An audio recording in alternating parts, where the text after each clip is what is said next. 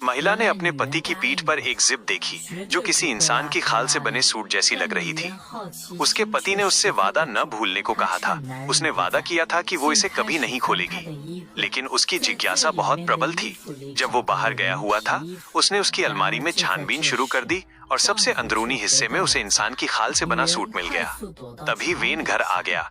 महिला झट से बिस्तर के नीचे छिप गई। उसी क्षण उस आदमी ने इंसान की खाल से बना सूट उतार दिया और उसकी आंखों के सामने ही अपनी खाल बदलने लगा। महिला ने उसे राक्षस समझकर अपने महल में लौट आई और अपने पति से सारे संपर्क तोड़ दिए। अब महिला अपने दिवंगत पूर्व पति शियाओ कुन के अलावा किसी पर भी भरोसा करने की हिम्मत नहीं कर पा रही थी। कुछ ही समय बाद कई सुंदर पुरुष उससे शादी करने के लिए आने लगे, लेकिन वो महिला धोखे में आने को तैयार नहीं थी।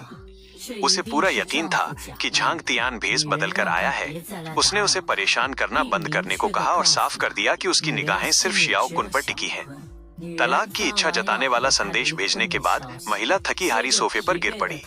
उसे जरा भी अंदाजा नहीं था कि उसके बगल में बैठी नौकरानी असल में उसका पति था, जो भेष बदल कर आया था। उसने उसे नशीली दवा दी थी और जब वो होश में आई तो उसने खुद को घर में पाया। उसके पति ने कबूल किया कि उसके सभी प्रेमी नकली थे। इससे भी ज्यादा चौंकाने वाली बात ये थी कि उसने खुलासा किया कि वो असल में शियाओ कुन था, जिसकी आग में जलकर मौत हो गई थी।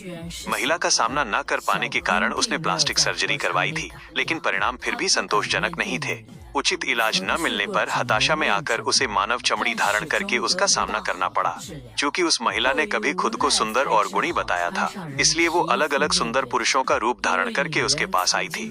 जब महिला ने उससे पूछा कि वो अब क्यों सामने आ रहा है, तो शियाओ कुन ने जवाब दिया कि उसे प्रेम का संदेश मिला है, जिससे उसे बाहर आने का साहस मिला है।